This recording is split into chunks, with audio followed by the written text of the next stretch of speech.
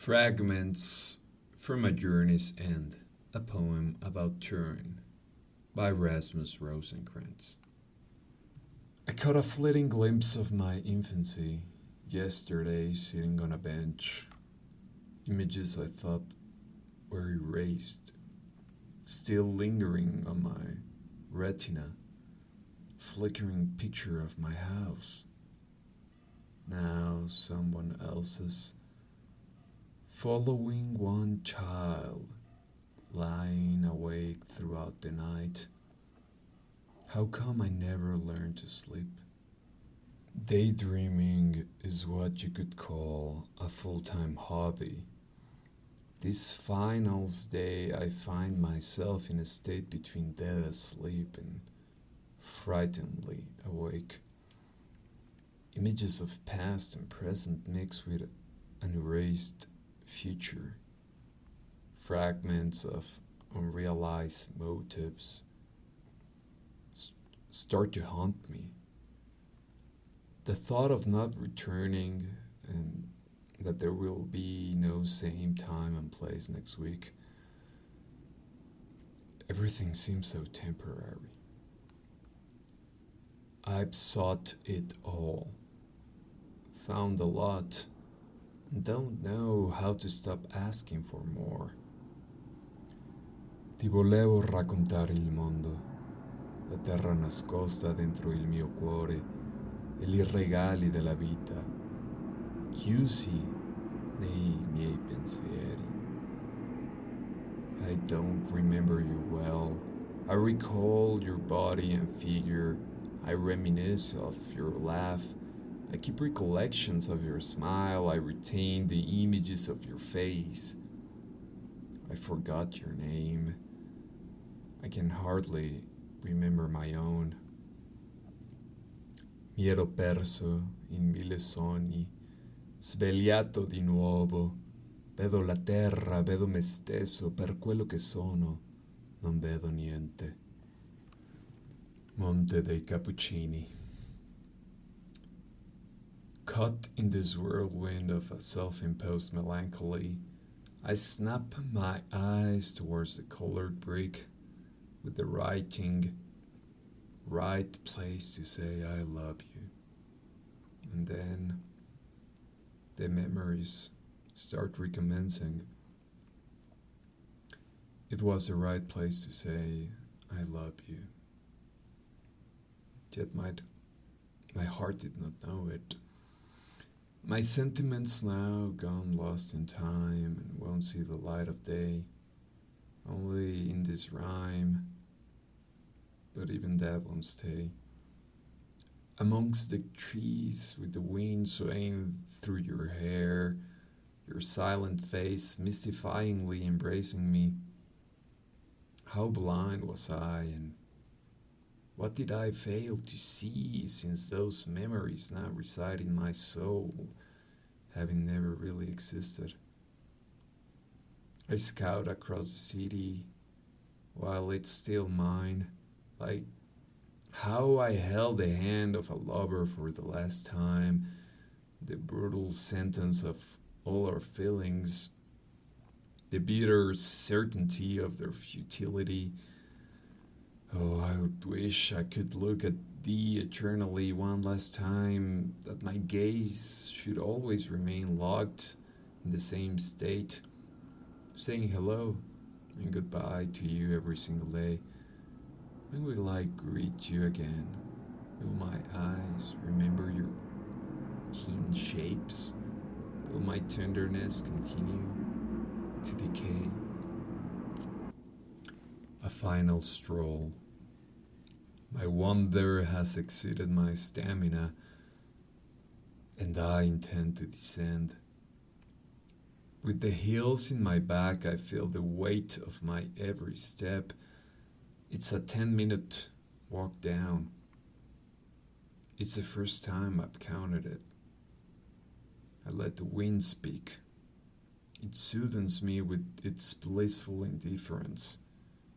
Perhaps it never cries, or perhaps it never smiles. Parlare del passato fa scorrere i beni del momento, il vento del tempo trascina i sentimenti a lungo buco del mio cuore, attraverso le lacrime versate in ogni mio pensiero. The sun sets on the river. I close my eyes. Vedo la tua fantasma dietro l'albero, dove stringevo la mano della tua figlia, la fanciulla perduta nei tuoi ricordi, che mi aveva amato senza conoscere il mio cuore. Good day, everyone. Today we have Rasmus Rosenkrantz. He's a writer from Denmark. His publication is called Art House Poetry. He's very active on the Substack community, and he has a very specific or maybe idiosyncratic approach because a lot of what he does is like ekphrastic poetry. So he focuses on a lot of making poetry about works of art and across different mediums, like a lot of painting, a lot of cinema, and many others. I'm glad to have him on today to talk about his work, his views on poetry. So Rasmus, do you want to add anything to your introduction? I think you did very well. So yeah, thank you for that. Yeah, my name is Rasmus, 25 years old. My publication, yeah, it's based on primarily poetry, but also using other mediums to sort of elevate it. So yeah, paintings, collaboration with other artists, other poets. I've collaborated with you a couple of times, so I guess yeah, we could also have a conversation about that, how you feel about it. But yeah, I think you did a good job in introducing me. Okay, thanks, Rasmus. Well, I guess the initial question for me in this kind of like series of podcasts is like concerned about the kind of people that get interested in poetry and why and how they came to take it seriously. So, what got you into poetry? Yeah, it's a good question. Because for me personally, I think I got interested in poetry primarily through writing it, actually. I approached poetry as someone who was interested in writing, more so than someone who was interested in poetry for reading it. I would say about like a year ago, I started really exploring poetry, and before that, I had been reading a lot of classic novels. I tried to get more into literature and poetry. Like you could say I had neglected it. I hadn't really considered it. And then once I started experimenting, writing myself, doing prose and longer works of fiction, poetry was something that was kind of like standing there that I tried to explore, also to have something to give to people that was a bit more like short form. Because whenever people ask, like they showed interest in my writing, can I read something you've done? And it's like, oh, I have this like 50-page unfinished draft of like a novel, and having a poem ready was something that was um, much more accessible and much quicker. So I tried doing that, having no idea, not really knowing what approach, doing also some prose poems, stuff like that. And in doing so, I think what I enjoyed was the access to your ideas, like the easy access through any idea you had, you could realize within a day or an hour. For me, who had been working like a long time on these long projects, many of them never finished, because it's difficult to finish a long project. To have something that I could realize and have like ready and show people was really appealing. So I started doing that. And at the same time, once I started writing on Substack, it was really the only thing that I had, like that I had written, that I could present and use to grow an audience. So yeah, my introduction to poetry was actually writing it, and more so like reading other people's poetry initially was inspiration. It was like how to like an introduction or almost like yeah instruction to how to do it, and that was really where the interest came from. And now I enjoy reading poetry a lot, also because it's what I primarily share on this platform. Hmm. Yeah, I find it interesting because Yeah, as you mentioned, since what you publish is mostly poetry, I find it interesting that you probably in your writing practice approach primarily other kinds of forms. So maybe would you like to comment on your broader writing goals? Maybe, do you work in fiction, novels? What are the things that form, I guess, the other aspects of your writing practice? Yes, when once I started writing, like my main goal was that I wanted to write like novels. I really wanted to have long, like transformative works of fiction, long narratives with characters and developments. That was very much like that was what I enjoyed reading. That was what inspired me and got me into literature. So I really wanted to do the same thing. And that is like my main goal is like to have at someday have some novels and have them be published. I have a couple of things that are like in either in draft or first draft, but haven't really managed to write something that would be publishable yet. So those are the things that I'm working on, like as like my passion projects, you could say. But through working on like novels, I also discovered that a lot of other forms are helpful when writing novels. So, first of all, yeah, in general, like prose practice is very good for writing longer works of fiction. And at the same time, uh, poetry is very good in terms of the imaginative part of fiction, which is capturing the feeling, the essence, the sensual part, which is something that I want to get better at when I'm writing long prose, because uh, writing like fiction, long form fiction, is very much about combining narrative with like the more like sensual and like sensitive, like basically finding a way to express senses and impressions, but doing it within a narrative. I think that's when you really get something that people resonate with, when it's not just straight narrative. So, yeah, I would say my main focus in writing is like writing novels, but I have explored other forms in order to get better as a writer in general. So also short stories and poetry. I hope to be sharing some short stories soon on Substack. Okay, that's great. Would you say that your ambitions have changed also in this way, like after exploring poetries, um, like in a way, I've seen like a lot of your work in like the interest in like learning and developing the craft, and that is that is very obvious, but also like has this become like a goal of its own, and how has your um views of writer has changed, I guess, after like engaging more in poetry? Yeah, definitely. I would say at the beginning, like poetry was not really a goal of mine at all. It was just like a side occupation or something just to do. But really, like writing poetry has made me appreciate it. Like I really enjoy the process of writing. So I think um, it's something that I've started doing without like having a goal in mind. Like I don't write poems thinking it's going to be like published or it's going to become famous. It's more like something that is almost, you could say, like spiritual. It's something that I do for like personal gain. And the fact that I also on Substack have a community, people who want to engage with it makes it even more compelling. So I would say like my writing goals have transformed through poetry by the fact that poetry has become a part of my writing, which is almost like independent from my bigger projects and my bigger ambitions. Mhm. Yeah,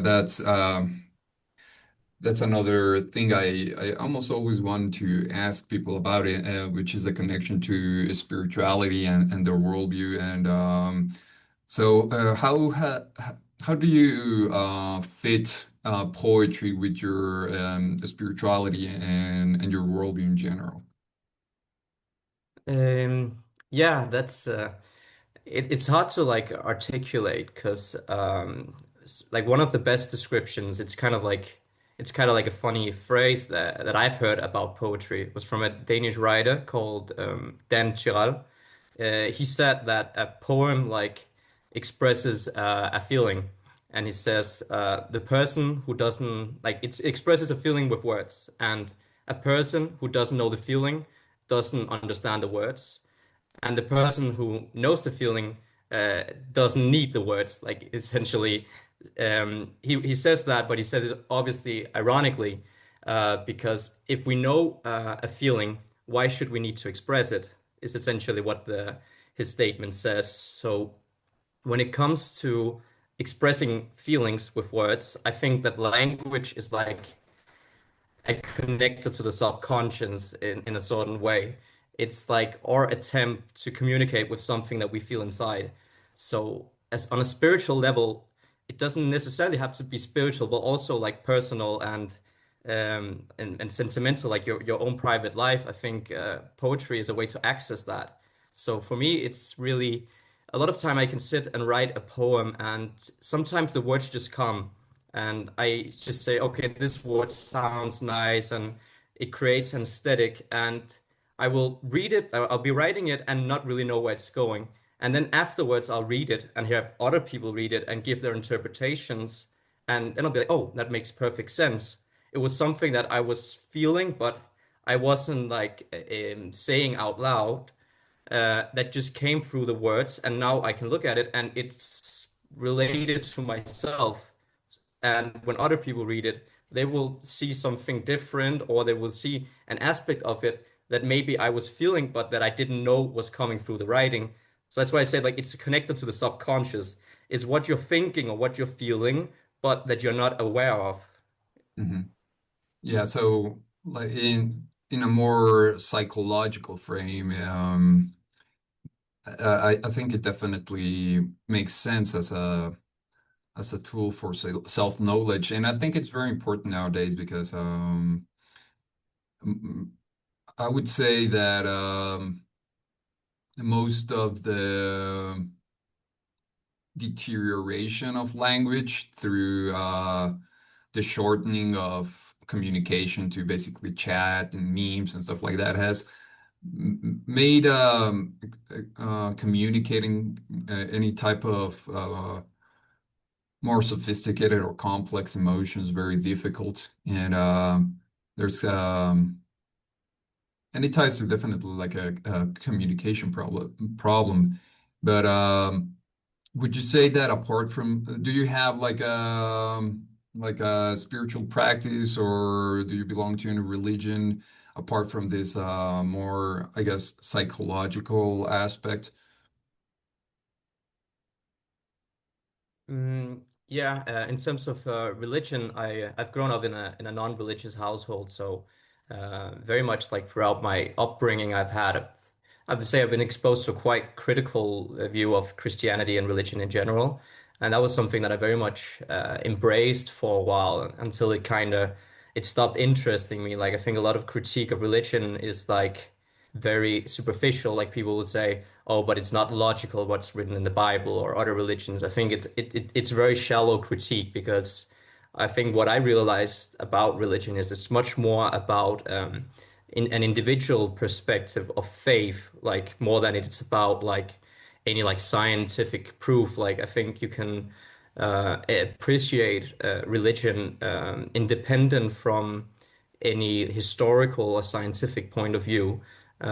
So that's something that made me take a much bigger interest in religion, and at the same time also through literature to see how big of an influence on culture that the Bible, specifically in Western culture, and it would be the same for other religions in other parts of the world, how much it is going through the people we read, and thus also our language.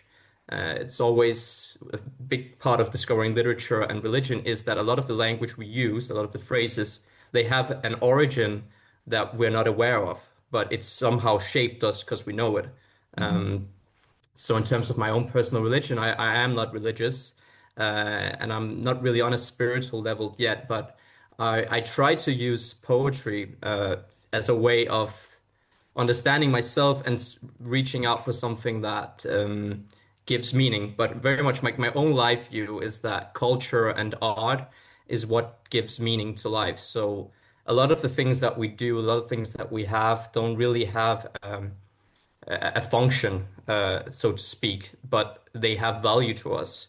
And it's also an interesting conversation to have when we also talk about the materialistic value of society, is that, for example, you can have a painting and you can have a price tag, but that price tag doesn't reflect what value the painting has to a person. That value is not like you can't put a number on it. So I think my way of like approaching life, like outside of being curious and wanting to explore more spirituality, is that we as humans find meaning through the value we like assign things, and that goes for life itself. We assign value to our family and the things we have, even our everyday life, our everyday job. Like there's meaning in all of it. So I hope that answered your question. Yeah, definitely. And I think, yeah, it's just important to recognize the importance, like maybe because of this kind of scientific and you know changing of culture, we tend to separate, have a very neat distinction between like art and religion, which wasn't the case before. I mean, specifically, I really like the example of the Greeks because it had more of the maybe the purest example of how art gets elevated into religion, or in this case like myth. Like most of the stories in a sense were malleable in the sense that if a poet came and wrote like a better version, for example, of like King Oedipus, that would reshape almost like the perception and the culture, right? Like so there was like almost this um, um, a direct relationship between like beauty and truth, right? Like if he manages to create like a more beautiful narration of any of these stories and myths, it suddenly changes like the perception and the culture, and in some ways the religion. So the poet was granted this sort of like a prophetic role that is not that is not really given anymore. Like even in the church, like in Christianity, like there um there was like this process almost of like literary refinement, like how do you create the Bible, right? Like what texts do you include, which ones do you leave out, right? But like from Christianity, we definitely get a more closed system. Once it's done, it's done, and there's not much in terms of like there can be like artistic representations that certainly influence, right? Like and continue to do so, um, but I think the Greeks are a better example of how art can mold into something that is not just for aesthetic pleasure, right? Like that it becomes like it can transform into this kind of truth, and that is based on the literary merit of the works. Um, and nowadays, like for example, we can see this sort of problem of the separation, like for example, in people like Walt Whitman, right? He was Mhm. definitely very spiritual, very prophetic, and yet we only talk about him like a writer, right? Like we boxed things very closely, and I think there's like uh, something that has to be addressed, right? Like why this kind of like view of art that has to be kind of contained so that it doesn't become maybe too dangerous. If that could be like I think that could be like a perspective on it. Um, so like in terms of um like maybe moving on, like because like in your work there's like a definite sense of using art as a way to engage with art, right? Like with poetry to how to engage with art. Like what is the drive for you to why is it important to use poetry to relate to other forms of art in your work? Yeah, I think all art, regardless if it's poetry or film or even like philosophical text, I think it's all in relation to each other. Like all art is in conversation with other forms of art, whether that be like by design, by choice, or be even coincidental. So when you look at all great works of art, there's something behind it. You mentioned also religion. You can take the great American novel Moby Dick is like heavily, it's in conversation with the Bible. It's filled with allegories and references, so it's always in conversation with something else. And sometimes it's done like explicitly, and other times it's done more subvertly or more like subtly. So I think what I try to do with like using poetry is to, in a poetry in relation to art, is to make it more explicit. To basically force that reaction. So if I write a poem based on a painting, I am essentially trying to have a conversation with the artist like from the beyond. So what they express there, I'm trying to interpret and and conversate with that. I'm trying to see what I have to say to what has already been said. And I think a lot of writers, when they're doing like a work like a novel, they will cite other people and they will take their quotes and they will change them. They're always in conversation with artists that came before them. Either they were inspired by, they want to do the same thing but do it differently. That's why I say like all great artists steal. Like they don't borrow, they don't imitate, they steal. And I think once you make the connection explicit, which Substack is a great way to do it because it's a visual medium in a certain sense, like it's on a screen, and screens are usually used to produce images and video, so and sounds. So why don't we connect the two? Because also, if we talk about making poetry relevant in 2025, I think having the visual aspect is something that could change the way we read poetry potentially, or at least it can add a new dimension to it. Because when you read a book of poetry, there are not any pictures. They're not like you just read it. But when you're reading poetry on a screen, I think there should be more elements to it. I think the art that influences poetry should be visible explicitly. And I think, Substack is a good platform to do that. Okay, so like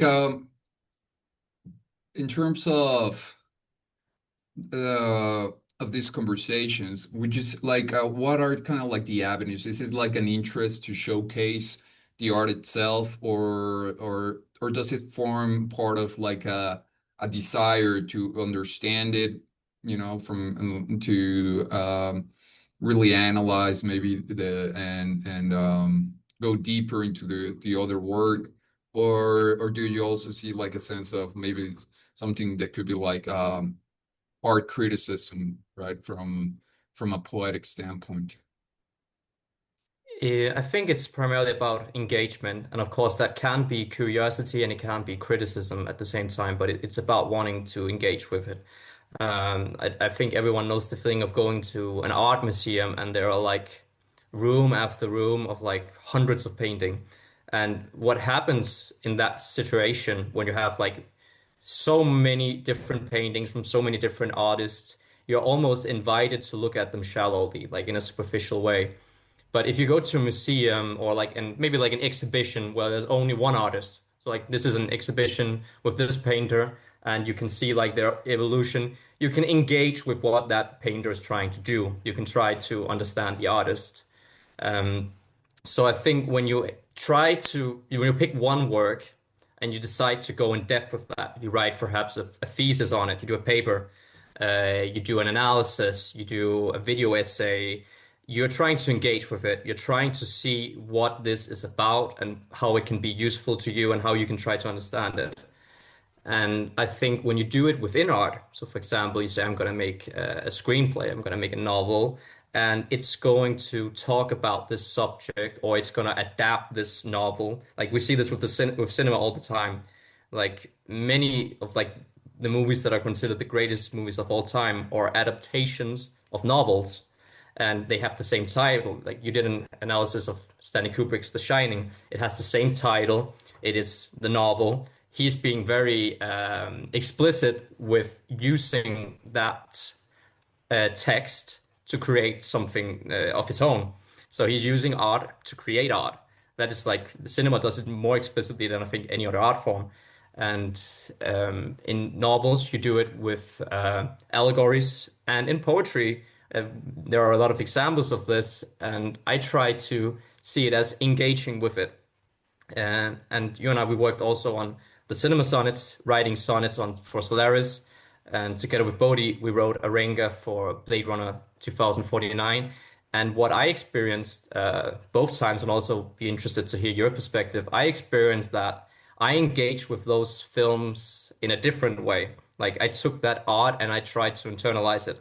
I said, like, how can my language, how can my voice, how can it reflect this that I've just seen? Because both movies have an expression and a style that is very different from what I do when I write. So it's also a way of pushing myself, trying to engage with something new. It's an experience of growth, I really feel.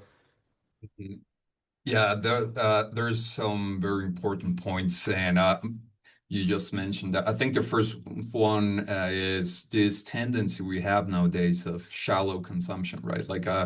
And this is like a big problem, and is one that affects specifically literature because it requires some more commitment, right? Like even in Substack, just like fiction can be really hard, like poetry, even like, like if you do something relatively short and easy, it does really well, but anything that requires more commitment tends to struggle. And really it's just like a general problem we have with the excess of information. So it's not even sometimes about just art, the way we consume almost anything, for example, in X or Twitter, like there's great conversations going on, but even if what you're consuming is like interesting, like good content, like the medium itself doesn't allow for proper digestion, right? Like an assimilation of these ideas. And like we tend to think about the problem being like, oh, so much slop content. But even if it like in some ways it can even be worse, if it's like great content, because then you still get the same kind of reaction and stimulation, but it's even worse because you're not, you start having like a relationship with things that should be assimilated, should be thought over, that becomes shallow, right? Like it's so, like the examples you give are great, like, this is one of the reasons I also do the cinema club to kind of teach people to not consume passively, um, art and like with like TV and film, it has developed in a way to be kind of like consumed passively without much effort.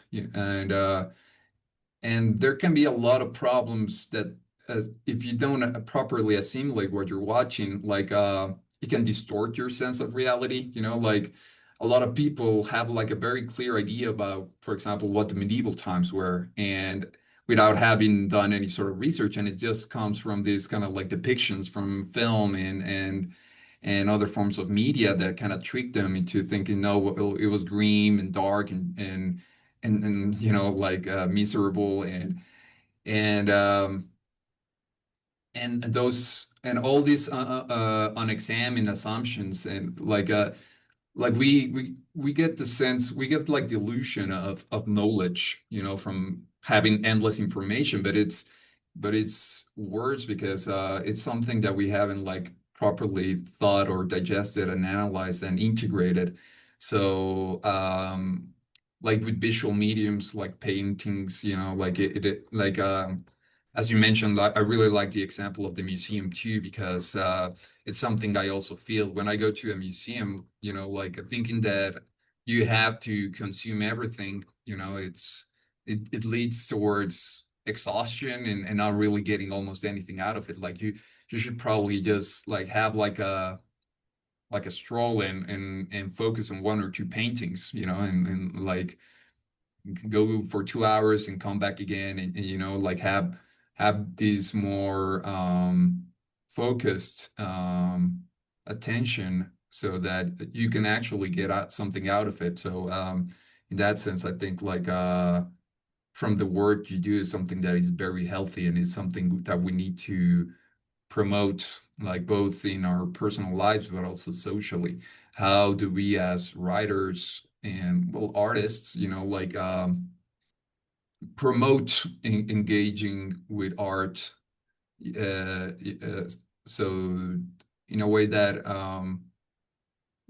like for people to understand that the work that it requires something that is helpful and beneficial and healthy, right? Like, and it's not something that should be regarded as a chore, right? Like, and this is kind of like a problem I have with some people's promotion of poetry, that saying that, oh, poetry, well, it's really easy and you shouldn't be afraid, and and this notion of like complexity is kind of like a false one.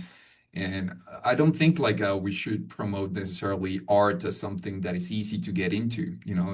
I would say that it's more something that it's rewarding to put the work, to get difficult poems, to analyze poems, to like that's kind of like the, what we gotta push, like that.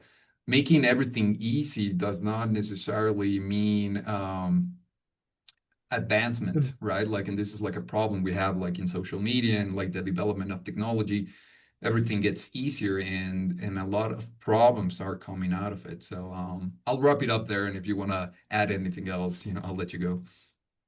Yeah, great. I really agree what you said. I think consuming media passively can have like very big consequences for society, and um, because really what you're doing when you're consuming media, be it art or any sort of media, really is you're asking yourself questions.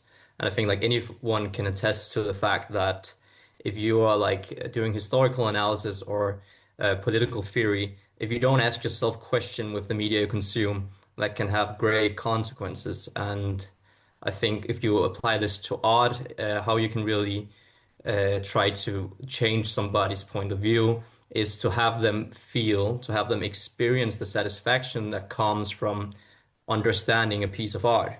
Like, I think, I'm not very knowledgeable about painting. So if I go to a museum and I see a painting by myself, I might appreciate how it looks. But if I go with someone who knows art history, who then says to me, "Oh, but this painter was inspired by this," or he says, "This is a scene from the Bible."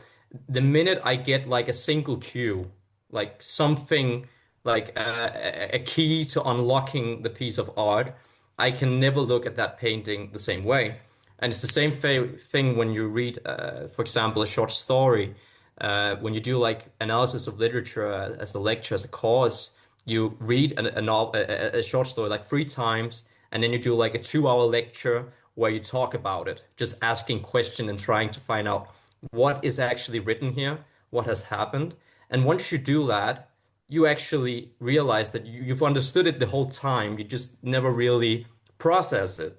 Because when you're talking about consuming media passively, you don't process the information that you're given, and thus you don't ask questions, and Mhm. thus you consume media in a superficial way. And it goes also for lectures on history, historical events. Like you don't internalize, you don't process what actually has happened, what has been told you. And it's the same thing when you're reading. You don't process what you just read. So yeah, I agree with your point. Mhm. Okay, well, now the second point, which I thought is also very valuable, is what you mentioned about growth. And by doing this, for example, collaborations, which have both the we have which have many like different benefits. Like one is definitely this process of engaging more deeply, more seriously with a piece of art, and paying attention to uh, details that might otherwise not have been found or or just appeared except through this sort of engagement. But it like also like the process of kind of like learning to step outside of your comfort zone and your style and your perspectives, which is I think really important in poetry, right? Like poetry has a lot of I would say misconceptions and kind of biases from the direction it's taken. Like for example, like the free bears kind of like idea. There's like there comes like an erroneous sense of that uh, it's superior because it allows more freedom to the writer. So there's like an almost obsession with like personal freedom and personal expression. So it becomes something that can be very um well, narcissistic might be too strong of a word, but it definitely has that sort of sense, right? That it's all about you and showing your own inner life, and it becomes something that becomes very limiting in that sense, right? It's just about expressing yourself as freely as you can, and uh, and it's something that it's just by using the word free, it carries a lot of these tendencies, and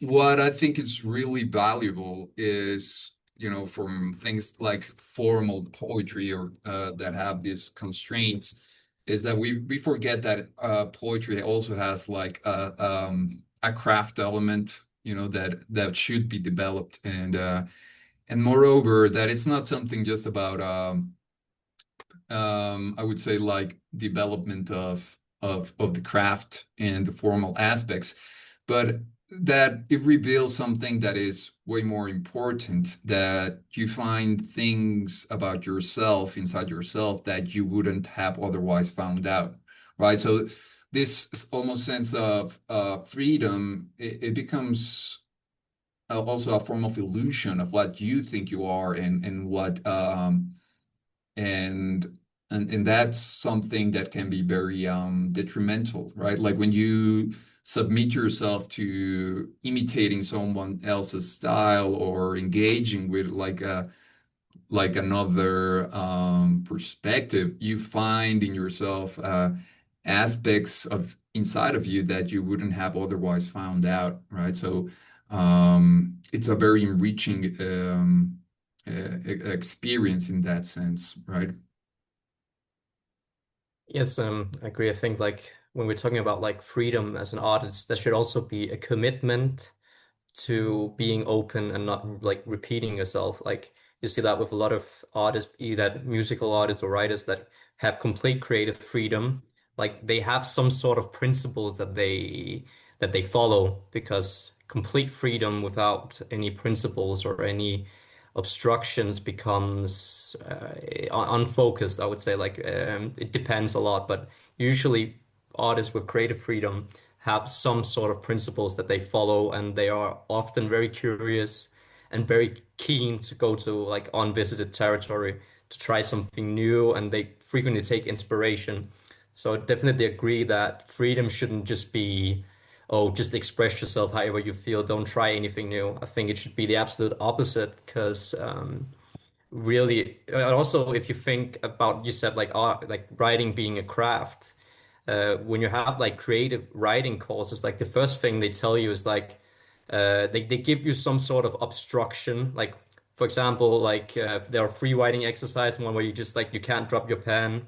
Then there are write something about a picture you saw, like they always set you some sort of like limitation, say write something based on this, because what you're doing is you're exercising creativity by being forced to invent or imagine something that you didn't see before.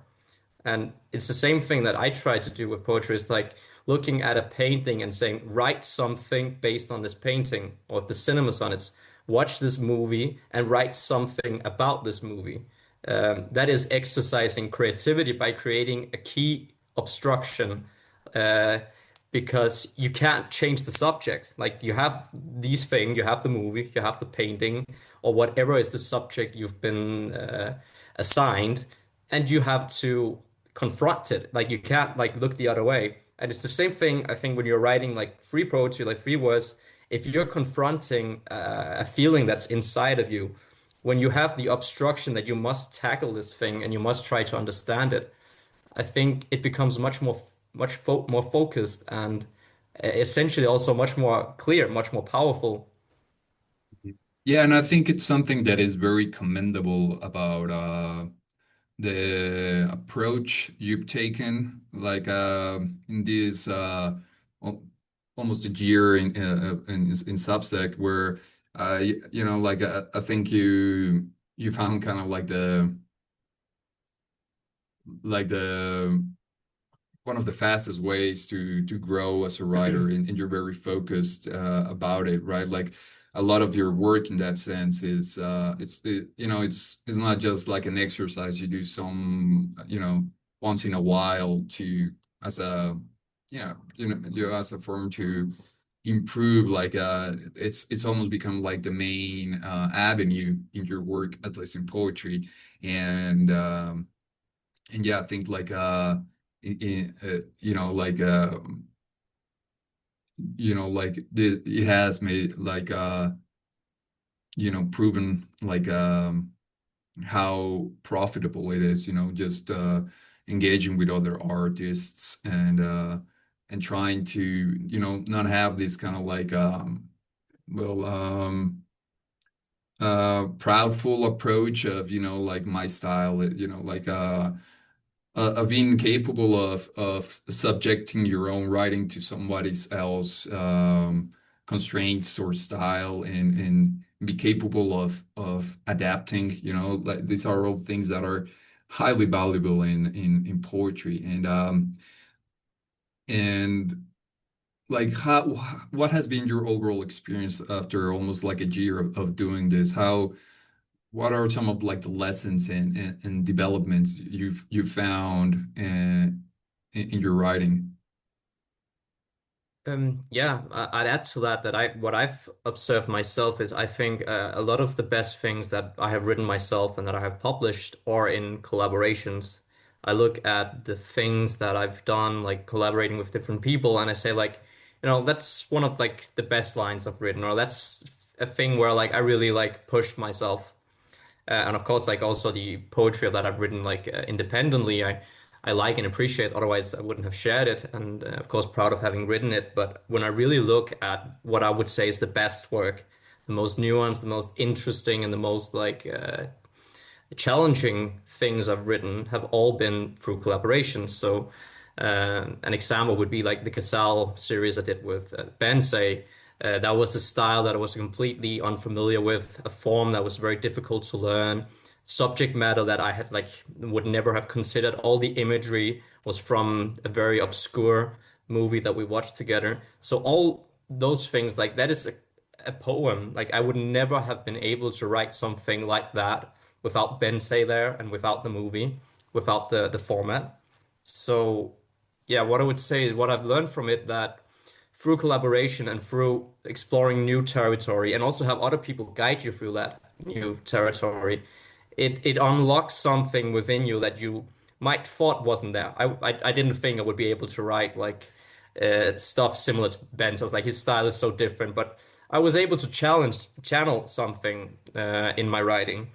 And it was also the experience I had when I did the collaboration with Will Price. He wrote in his reflections that what really struck a chord with him was that we were two different poets. We wrote a sonnet each, And he said the one sonnet we wrote together was by far the best one, was what he said.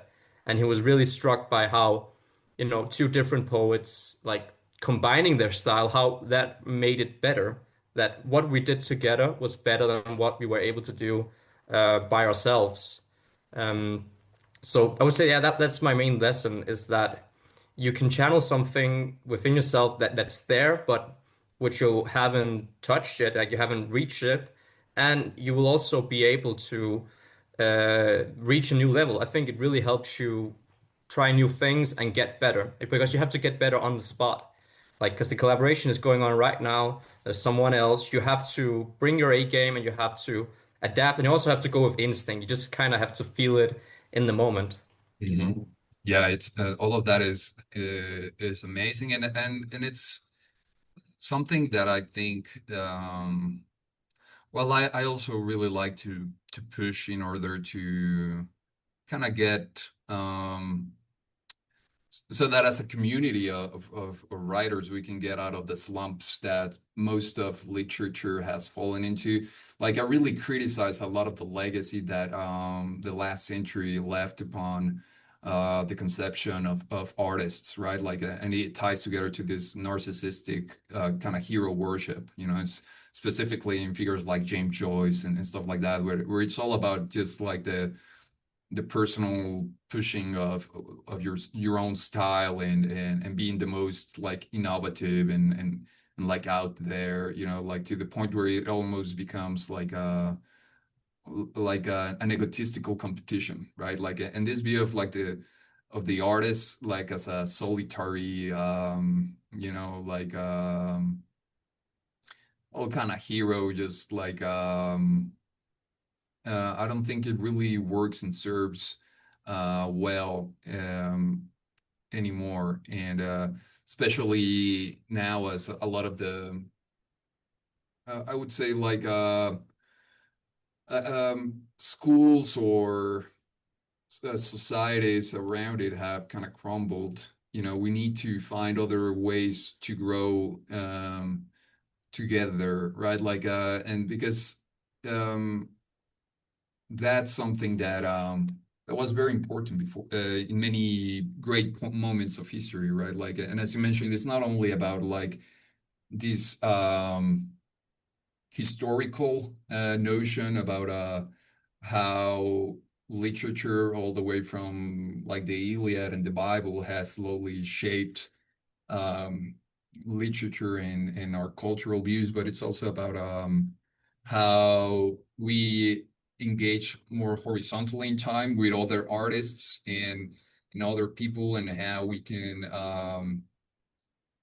help each other, right? Like a lot of works, like for example, we get like famous Paris in 1920s, more or less, with like Fitzgerald, and we get like Hemingway and all these artists who were able to kind of uh, you know not necessarily collaborate in the way we're talking, but definitely give each other advice, read each other's work, and promote, like Ezra Pound with T.S. Eliot and The Wasteland. We forget that a lot of the big works of art like had were not these solitary endeavors. They had a lot of um, help from other people, not only in creating them, but also in promoting them and getting them out there. Like with Edgar Allan Poe being translated into French by Baudelaire was what actually made him famous, and then he became famous too in America. But it's not as simple as just um, cloistering yourself up and creating some genius work of art, right? Like and I think that's something that we need to recreate in some ways uh to become better and get away from that competitive view of artists that doesn't help anymore. Yeah, I agree. Like, I don't think that there is a lot of like that there's really any advantage to the idea of the artist as isolated, as someone who just sits and like a closed off room, never reads anything else because they don't want to like ruin their own greatness. Like they don't want to be influenced by filth. Like I think that's sort of like very arrogant and narcissistic view is very. I don't think there's really anything advantageous to it. Of course, you can be a genius and you can isolate yourself, but what genius doesn't benefit from having other people's point of view in some way? And I think when you look at all great literary periods, like they had peers, like they had people that were their contemporaries. Some of them were rivals, like, they would talk shit about each other. And there's also, I think, something beneficial in that. Like maybe like not be toxic about it, but the fact that you can also criticize your peers and say, like, this guy, what he's doing is I don't like it, but I like what this guy's doing. And also, like you didn't mention, like the 1950s, like the Beat Generation was basically just a bunch of guys hanging out in San Francisco, like reading Dostoevsky and Proust to each other, and then they would write their own poetry, like always traveling, going from city to city, getting drunk, experimenting with drugs, and they would just write and read and recite like whatever they had to, and like basically created like an artistic collective, like a collective. And what that really inspired was a movement. Like the beat movement is perhaps not the greatest literary movement, but it has a lot of charm to it because there is something very genuine about what they tried to achieve through literature.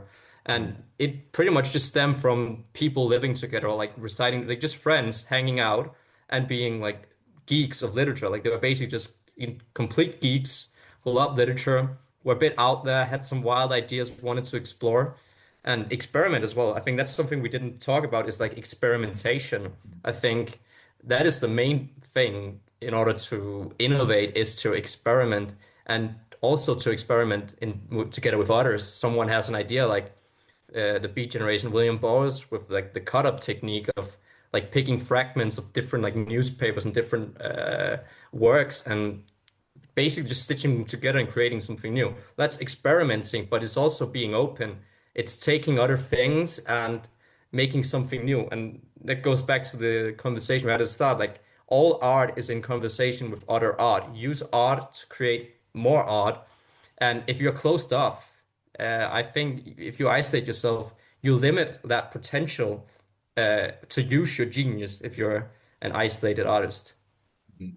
Yeah, I think there's like a problem with artists, that is kind of like from a psychological kind of temperament that tend to be more eccentric, tend to stand out, and almost everybody at the start, probably has struggles being like you recognized and in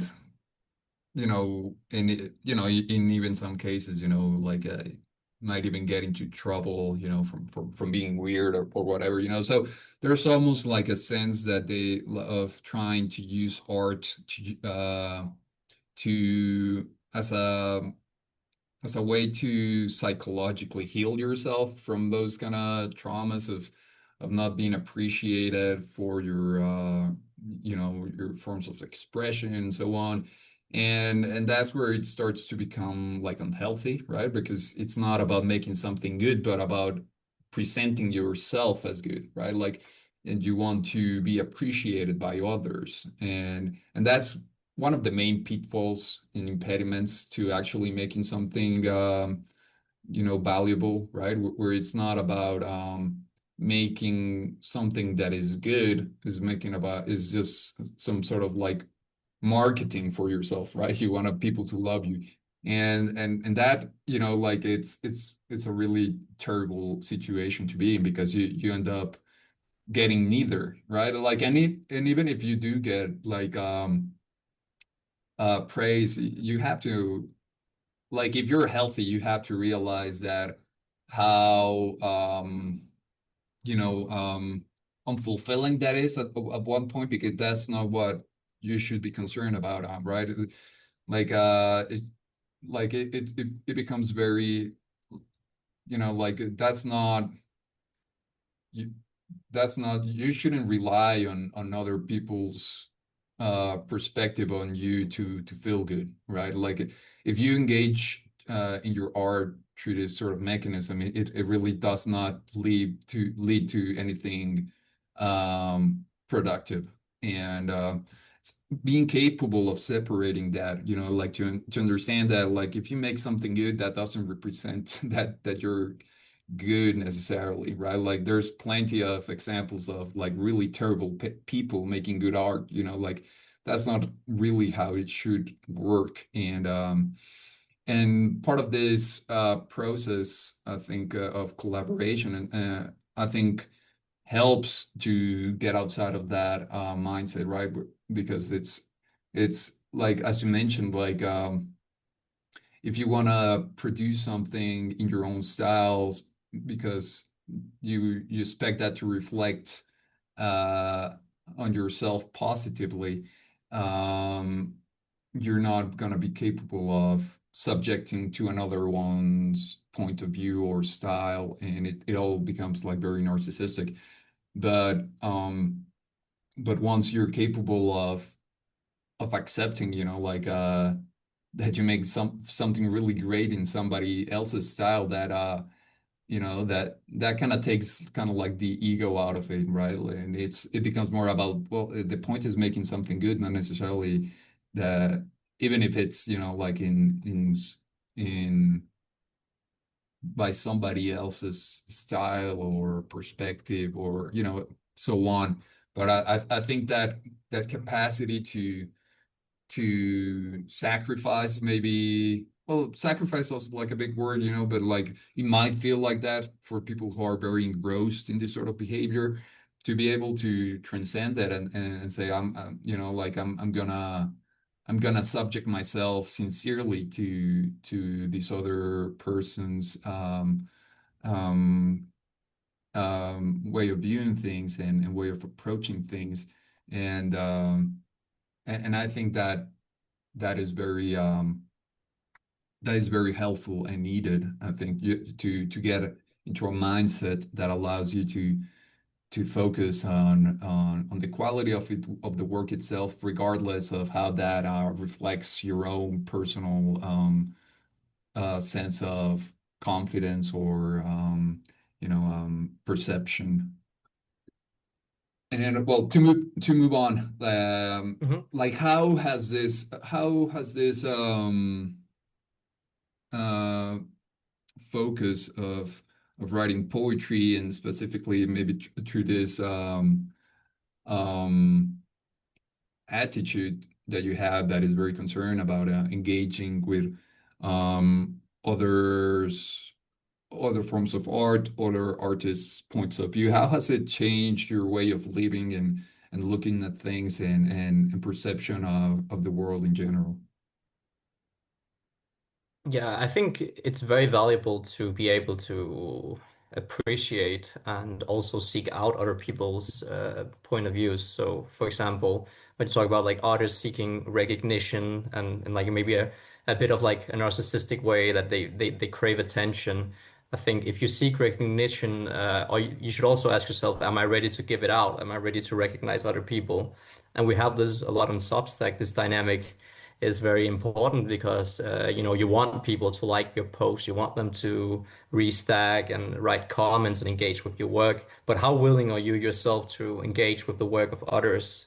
Like sort of becomes the question. Like, are you just someone who seeks the recognition of other because you need some like you need attention, you need approval, or are you someone who's generally looking to engage with people? Are you using poetry as a way of self esteem or using it as a way of connecting with other people? So I think through collaboration, like whenever I do a collaboration, the people I do it with are people who read my stuff and who I also read their stuff. So there are people that I like them as artists.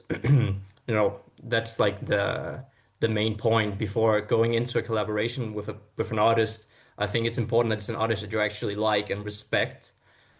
So I think also them accepting the collaboration, it's a point, it's mutual respect that both parties are interested in what the other party has to offer. So I'm saying I'm doing a collaboration with you, Benno.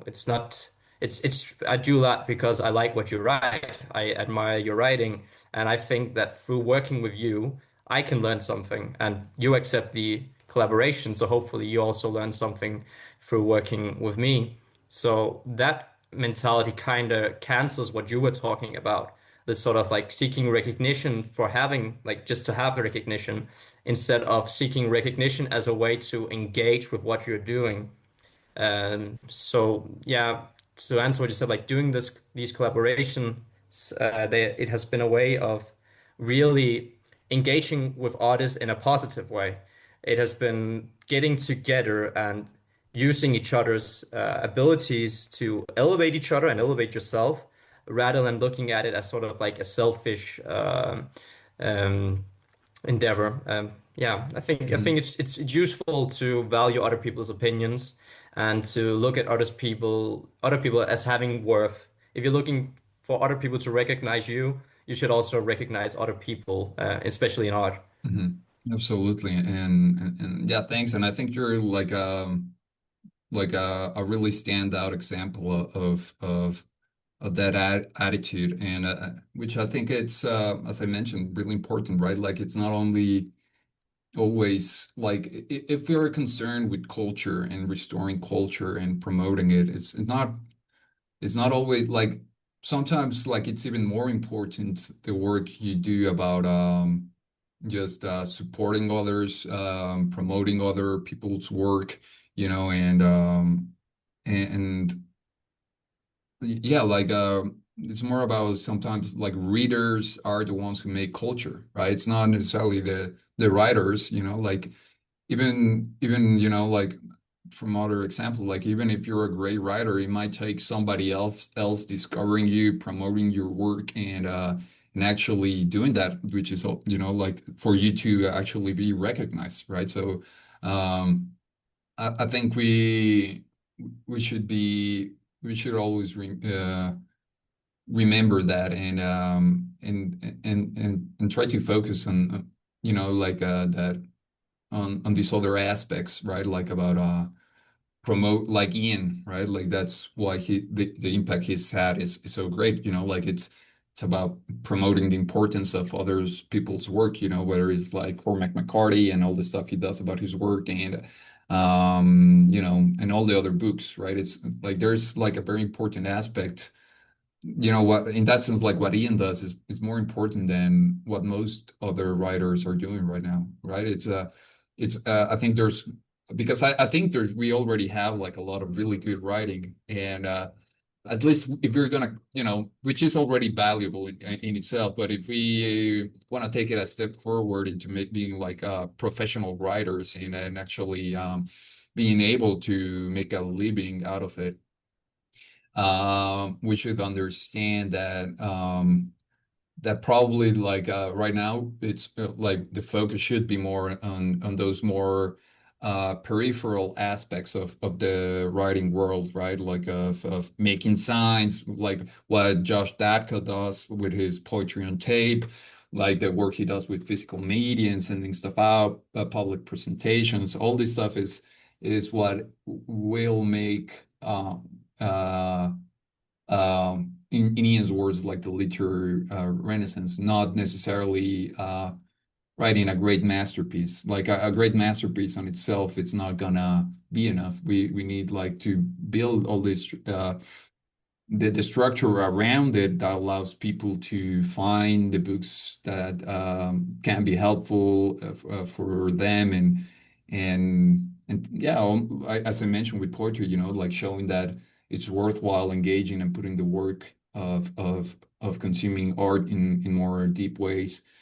Um, so like as a follow-up to like more in a personal from a personal point of view, like has writing poetry like changed the way like engaging more seriously, at least this year? Has it changed the way you relate um to the world of seeing things differently?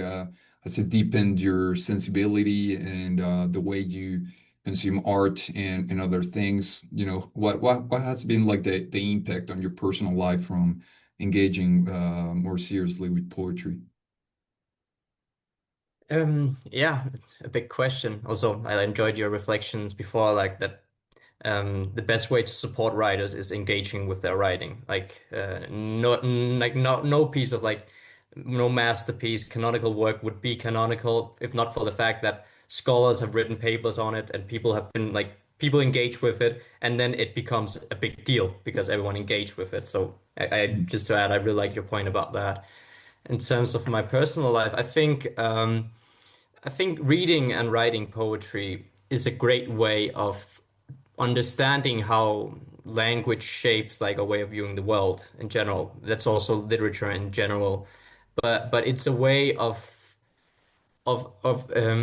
conveying ideas in usually like in an abstract manner. So if you have a feeling, you convey it by describing a tree, you know, that's a very abstract thing to do, is like using nature or using concept or also maybe just actions as a way of explaining yourself. So in the way that it might have changed my own perception is how I can see things that might seem unrelated to me and find value in them and find wisdom in them. So that would be finding wisdom from walking in nature, finding meaning in the city landscape, things that might seem like on surface level like unattainable or not, the things that you can't grasp. I think poetry has taught me that you can grasp these things. Yeah, that's the best answer I can give to that. Yeah, that the you brought up some really um, great concepts there. And one of them is that this relationship of how the exterior relates to the interior world in a sense, right? And nature for me is like a big one, like we can like I think a lot of the problems we have with ecology and the way we promote respect or love for nature is that it still seems pretty materialistic and in some ways pretty self-centered, right? Like we shouldn't cut too many trees because they produce oxygen and we need it, right? So it's all about almost like this it still feels like it's like even though it criticizes like economic exploitation of nature, it's still it's still kind of trapped in that same sort of perspective of nature and really doesn't transcend it.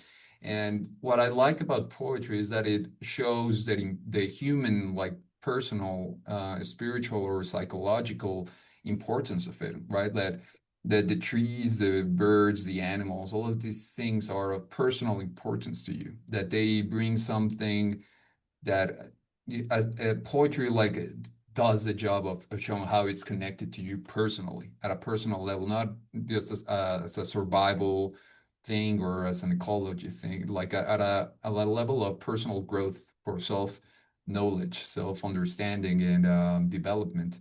Like all nature has like a very important connection to ourselves, and of course it expands towards almost everything, right? Like, and this I think is like kind of like one of the key aspects of poetry. How do you connect things that seem unrelated, right? Like, and so so I think that's a very key concept, and that's also kind of why I asked the question, right? Like it should like a poetry should allow to develop that sensibility to understand like the exterior world in relationship to your own interior world, right? Like it should deepen that sensibility about what things um, are kind of saying, and that's kind of vague, but more than that is how you are part of a whole, right? Like that's kind of like like one of the key concepts, the metaphor, right? Like how does this thing that might be happening outside relate towards something that is very personal and of human relevance, right? So yeah, I think those were very that was a nice way of describing your experience. And so I don't know, maybe to continue a little bit further, do you want to bring something up? Anything you want to talk about or share about your work? Yeah. Maybe in relation to what you were just talking about, I actually recently attended a pretty interesting lecture on like eco-critical analysis of literature, which is very much talking about what you just said. How we perceive nature is like very much a product of how we engage with it in media and literature. So when you read poems, there is this uh, interconnection between the human and and the natural. And in doing that, it also highlights the how to say like the distant, like how like non-connected, how disconnected we are from nature. There we had like an example of a very interesting Danish poem, which was like talking about this crow and it says, "Oh, a crow flies high, it sits in the fog," and like then the ending of the poem is like, "In a moment, it will fly back to nature," and it's kind of like it's a bit odd because thing like you just describe this crow in nature and it's sitting in nature and then it's like, oh, now it's going to fly back to the nature and the poem ends. And that is saying that once the poem ends, the nature begins. And that's like once the human aspect is disconnected from nature, then nature actually begins. So when we use language to talk about nature, there is inherently some disconnect also with the words we use to describe it. There are things that are constructed by us. Nature is not a construction, but language is a construction. And yeah, I think that's a very interesting way of seeing how we in through poetry and through literature try to understand nature and also where that disconnect comes from. I think you can explore that a lot through literature. Mhm. Yeah, I really love the example you mentioned right now, and it is something that maybe relates to other things we've mentioned regarding art, and which is that like in the poem you mentioned, like there's certainly something that we can kind of assemble in words about what you're seeing, but there's like an inherent mystery, right? That is part of nature, and there's almost like inspiration and revelation that happens through certain glimpses where you know you might get like a peek of that more mysterious quality, and but once the poem ends it kind of you know goes back, right? Like you know like it becomes closed off again, right? Like and part of what distinguishes, I guess, nature from other, you know, like everyday occurrences, like the more humane, which is that the human, like I guess the human, in contrast to nature, already has like is already in a sense transforming, well, put into form. You know, like a house is already kind of like a form of language, right? Like you put things into squares, blocks, and things. So it's already in a sense being adapted into form. But like with nature, there's almost like a mystery of something that has not yet been rendered well intelligible through form, through human intellect, and that allows this kind of freshness of perspective that kind of relates to what we were mentioning about engaging with other people's art and finding things that you would otherwise have not, right? This almost sense of the other.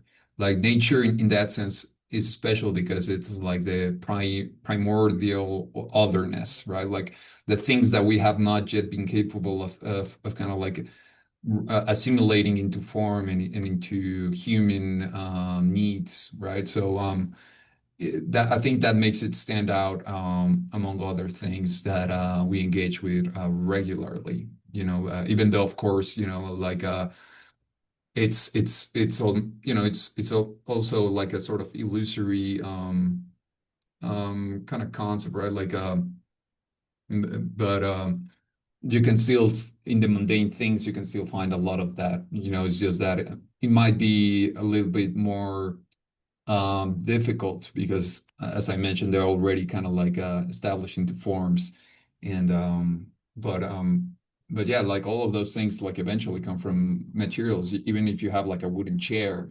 like we certainly change our perspective because it already has a form, but like through the poetic insight, you can start recognizing it as wood, like that has been like chopped down, varnished, and start seeing its elements that disassociated from the human form and reveal that same mystery, right, of the things we cannot really allow ourselves because we need to have like normal life. We cannot have this kind of mystical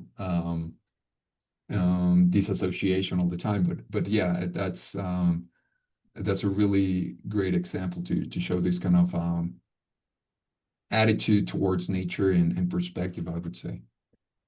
Yeah, something I'd add to that is also we had the example how you said like the nature is like the beyond like like it's a mystery, something that we can't really comprehend, but we use like we try to use language and like construct a certain vision of nature and a certain like consciousness about it. It also there was another example from Lake Chorale, like said like the garden is too small for the lilies. Now they're like blooming and the garden is like dissolving that is like the example of saying like how it's a metaphor for how humans try to contain nature. We try to control it, we try to tame it, but ultimately it's something that's untamable. It's bigger than us.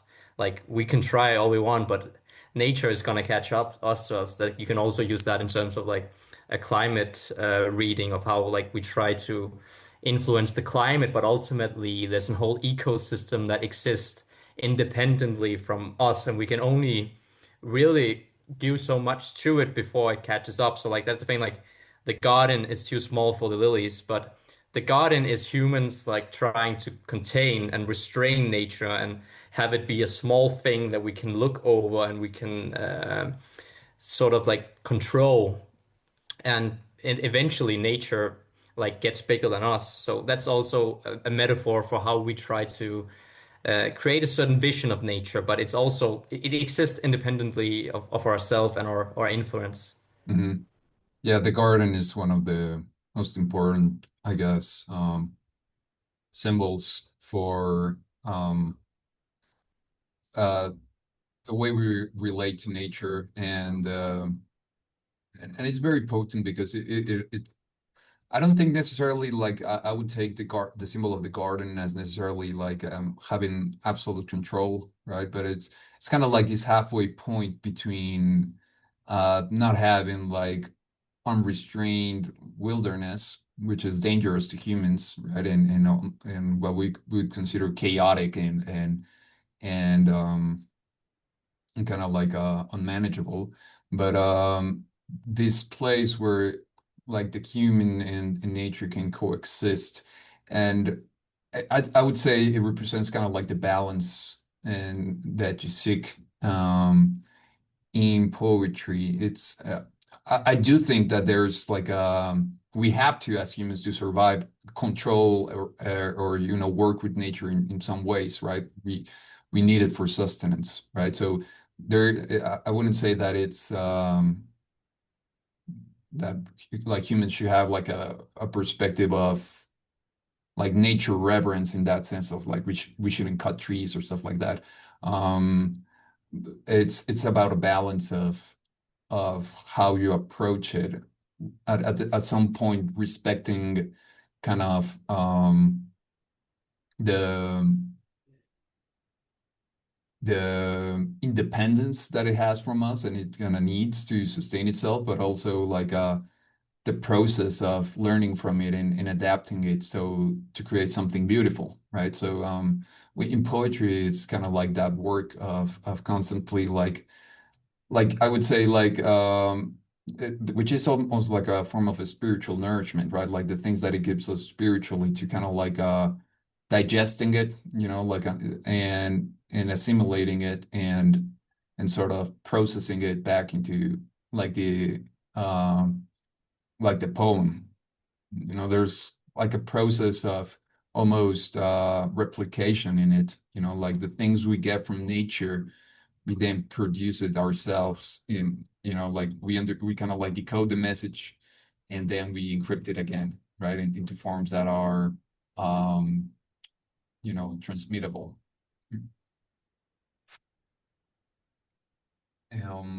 Okay, so maybe to wrap up the conversation, like, do you have another thing you want to mention? Do you want to promote something that you're doing right now, um, or something else?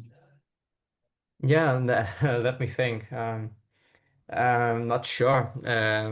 Well, at the moment, it's like working on some short stories, maybe hoping to have that come soon. In terms of promotion, just anyone who's really on Substack doing poetry, doing writing. So perhaps like some easy names to promote would be Joseph Coleman, who's doing live readings now and like engaging and having discussions with people about poetry. That was what we're talking about. Like engagement is what creates the community. So people who are like trying to reach out to people, you're doing very much the same thing with this podcast. So I appreciate that.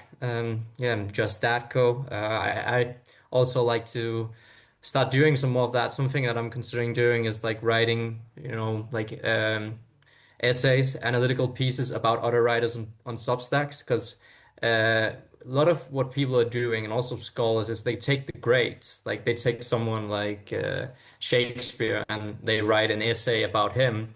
So I would like to start, giving people on Substack sort of the same treatment, being like, this guy, he is not like a famous or he's not like canonical, but what he's doing is really interesting. So maybe if you do an analysis, maybe if you engage with it, they might be able to have a similar status in the future. So yeah, that's a project that I'm considering, like doing more things to highlight other writers and trying also just for my own sake to understand their work because I'm also guilty of sometimes not really giving the energy that the poem deserves. I'm not always like, I don't have the energy to really understand these pieces. A lot of poetry is really complex on Substack. And I think having a format where I can engage with it and understand it better and invite other people to do the same, I think that could really elevate the community.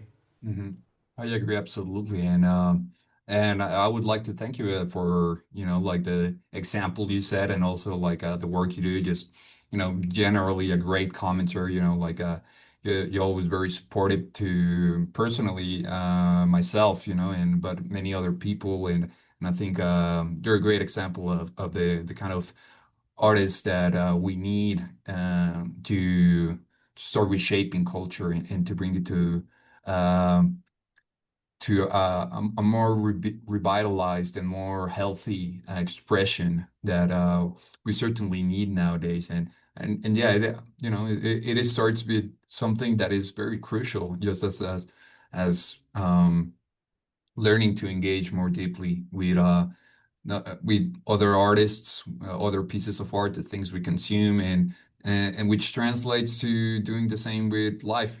Like as all the different ways we talked about it.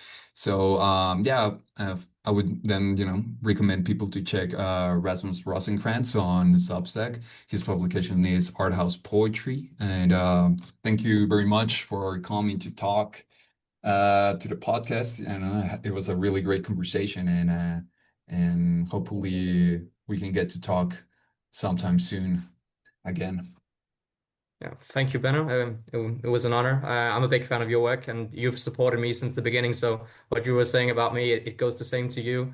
Right when I started like writing and publishing on Substack, you were one of the first channels I saw, liked your stuff, and you writing back and you helping out with collaborations and also interviewing me today. I appreciate it a lot. So thank you very much. Thank you, Rasmus. Hope you have a great day, and see everybody else on the next conversation. Goodbye. Goodbye. Okay.